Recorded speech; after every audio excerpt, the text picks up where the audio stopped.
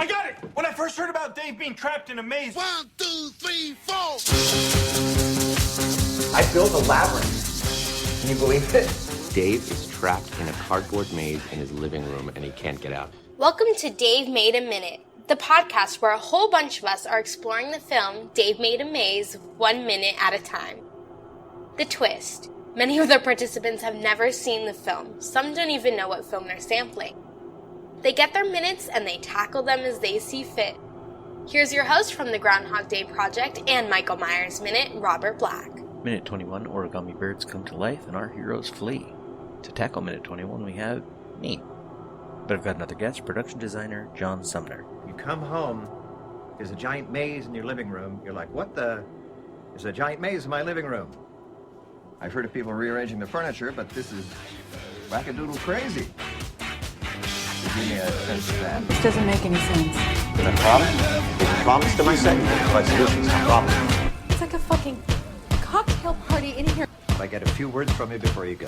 As Minute 21 begins, Gordon has just found a paper dildo in the mess of paper that covers the floor of the origami room. Gordon, second 3. Wow. Cameraman, who only has one line in the film, Minute 67, makes a oh. I can't do it. Oh. No, it's not French.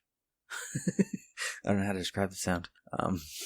He seems to appreciate what Gordon has found. Never mind my description. It sounds like this. And something, presumably the big red origami crane in the foreground, screeches. Second 6, the crane in the foreground, Annie, Gordon, and cameraman in a line buried in all the paper. And this shot is a little silly if you know, as has been mentioned before in this podcast. In the origami room, the actors were on their knees to make the room feel bigger. Second 7, close on Annie, and Mira Kumbani has great eyes for this, huge and a little alarmed.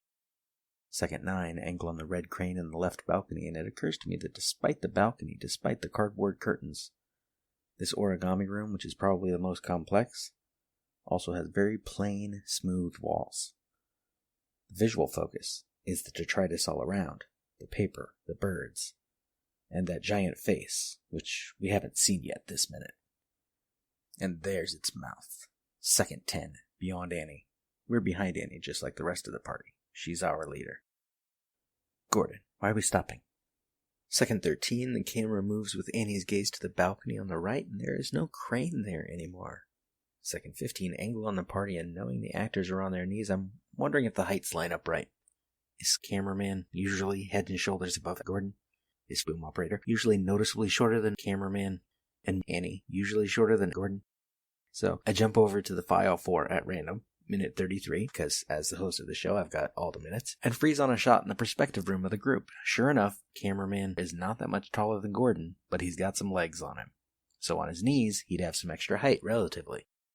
Gordon is taller than Annie, but her legs are longer. And boom operator is shorter than any of them. But I forgive the filmmakers because, 1, what are they going to do? Give actors knee pad stilts according to their actual relative heights? 2, this room works so well as looking so big. 3, this room was, as we've heard before, an ordeal for the production. Anyway, let's cut away from the minute and find out more about maybe the ordeal of the origami room as I talk to production designer John Sumner. You're credited as production designer. Yes. I think I even have like a small credit as a puppet builder as well. How did you get involved with Dave Made a Maze? So I think it was about 6 years ago. It's a while ago. I was working at Stupid Buddy Studios, where I work mostly full time there doing stop motion. And I knew Trisha from some previous projects we'd worked on together, and I had gotten a little bit of a reputation by this point of working with cardboard. So she brought Bill over for one of the weeklies on a Friday and introduced us, and we talked about the concept for the movie, and they had originally approached me as being the art director on the project. Okay. And the concept, talking with Bill, he's a very enigmatic character and exciting, and that, along with the concept for the movie, was really cool. And I couldn't say no to that. So that's like my introduction into Dave Made a Maze. But then there was a gap in time where I think John and Bill were focused on some writing and a lot of like fundraising and securing the money and space to shoot the movie. And so much time had gone by, I ended up taking on some other work, and I couldn't commit to the art director role, but I could commit to a production designer role because I could do design work at night when I wasn't at the studio. And that's kind of how I got into the design process of it. And then from there, I worked with Trisha. We had a few meetings, and my style is a lot dirtier, so I focused on the maze itself, like the entrance and then everything within inside of it. I did like a lot of concept art for rooms, booby traps, minotaur, Bryn, cardboard Bryn. And then Trisha focused a lot on the apartment and then how to bring a lot of that stuff into the maze. So she was sort of like the real world and the connection into the maze. And I kind of dove into the fantasy realm of everything. Now, for clarification, in terms of scheduling there, what is the difference for production designer and art director? So my understanding or my thought on art direction versus production design, production designer is on the very front end of everything. The production designer will meet with the director and go over the script and talk about the look of the show, certain visual elements they're looking for.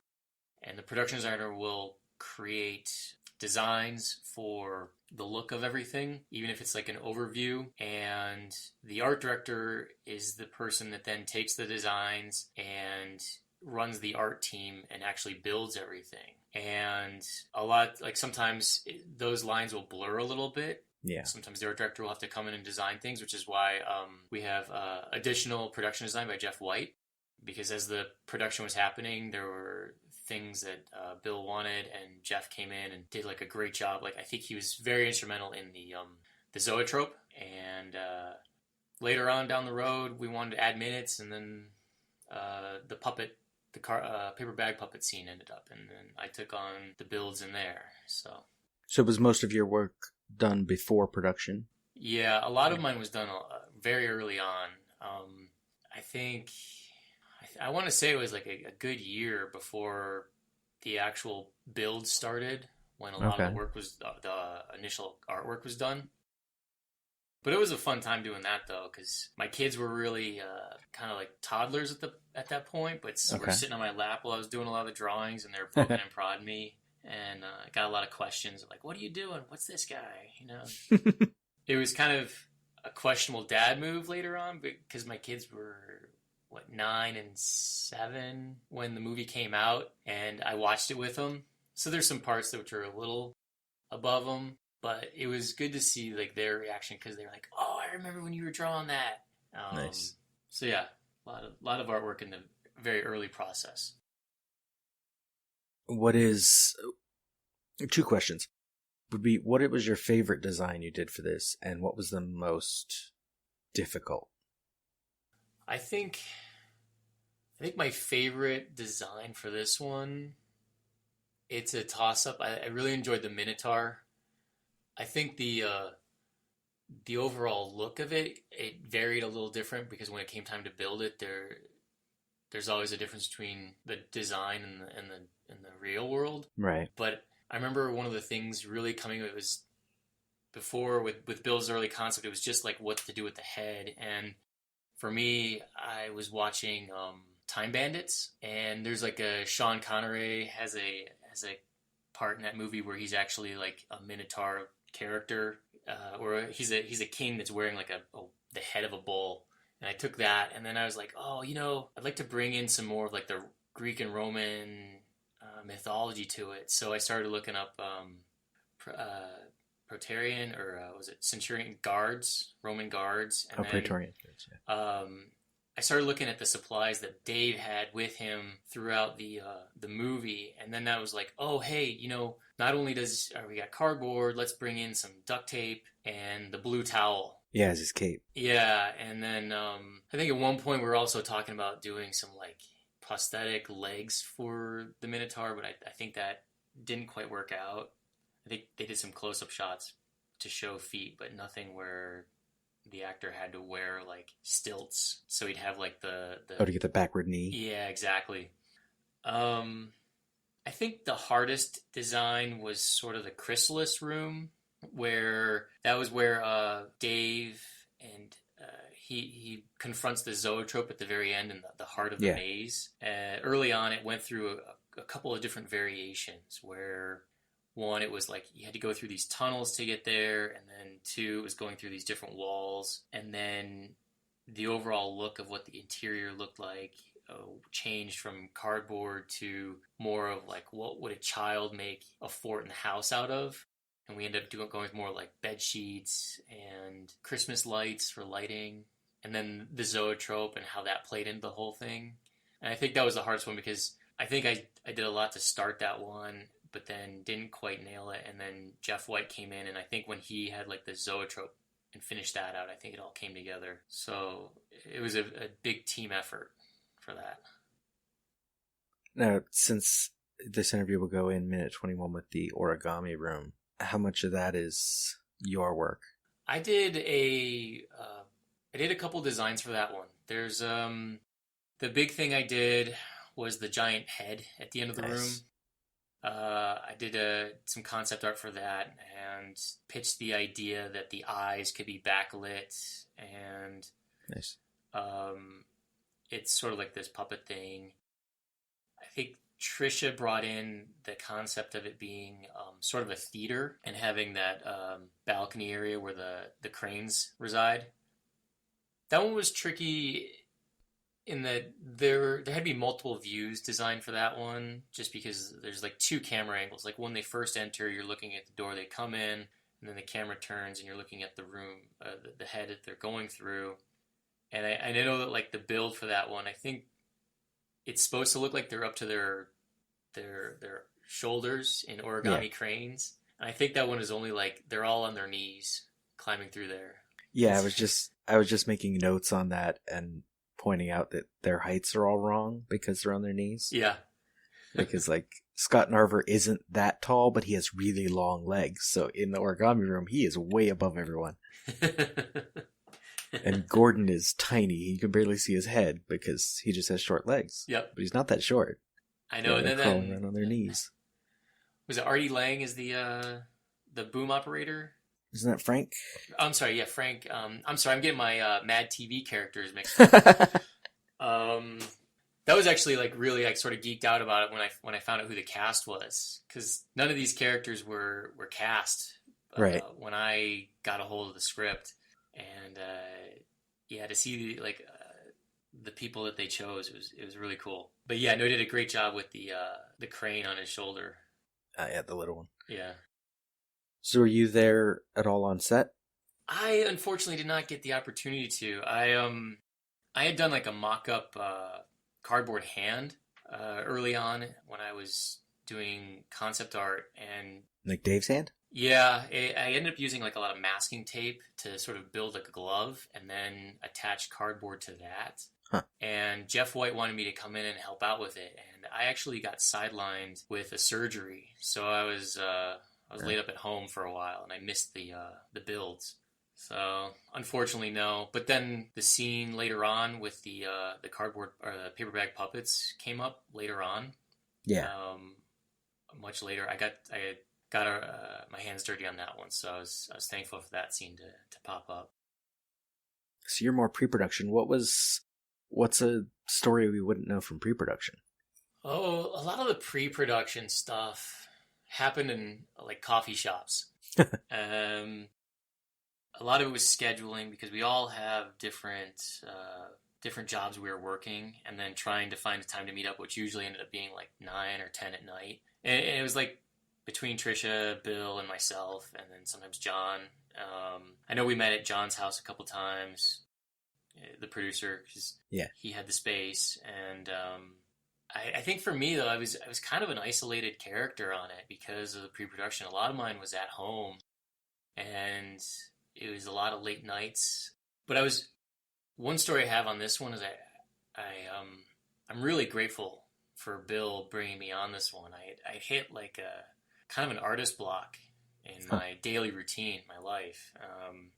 kind of going through the motions at the studio. And so when this project started into the production design aspect of it, I started pushing the way I did the artwork. And the more I thought about it, the less like cleaned up I had to make everything, because in the day-to-day stuff at the studio job, things had to be really clean and tight for commercial work. And this one, it was more getting in the mind of Dave and what kind of artwork would he make. So a lot of times in my mind, as I'd start, I'd be like, okay, I'm kind of bored. I've got all these different hobbies, but then I want to just sort of get these ideas out, which led to a lot of like dirtier, sketchier work for me, and kind of like photoshopping a lot of different things together. And it kind of was liberating. So on a personal note, I grew a lot as an artist doing the production design. And then it was really nice to like walk in and hand those off to Bill and like see his reaction and going, oh, this is great. This is, I wasn't even thinking we could even do this. Or, I love the ideas you're bringing on this concept. And so it was always good, like, to get that sort of affirmation out of it, from a personal point of view. Anything else we should know about you? I've been working in stop motion for a decade now. That's my primary focus for the entertainment industry, working at StubBuddy Studios. I was fortunate enough this last year, I got nominated for a Creative Emmy for Buddy Thunderstruck, which is a stop motion show on Netflix, which is it's a fun show. I think if you mix, Dukes of Hazzard with Fantastic Mr. Fox, you kind of get the gist of it. It really is like, it's more Dukes of Hazzard, I'd say. So if anybody get the chance, check it out. Just a fun show where you have like a dog, Buddy Thunderstruck, who races semi-trucks. Dave Made a Maze, I think, is my favorite live-action production design project I've ever worked on. And it's amazing that it's been going for so long. Like, I know for like a lot of people, it's sort of, oh, hey, here's the movie, check this out. And then that's what they see of it. And for me, it's kind of been like the better part of a decade. Yeah. And to finally see it, like, go from the very beginning to it's almost like pushing out a child, even though it's not even my child. I'm more like a stepfather than anything. But to sort of help usher that into the real world. And then to have people like you are super interested in it. It's sort of new for me to get kind of any attention on any project I've worked on, but it's happened a few times where people have seen this movie and they're like, I think I saw your name on this one. And I'm like, oh yeah, I worked on that, didn't I? It's been a while since I remember it. But yeah, I don't have a huge online presence. So I don't tend to say, hey, look at me too much. I usually create something and then find myself working on another project and move on.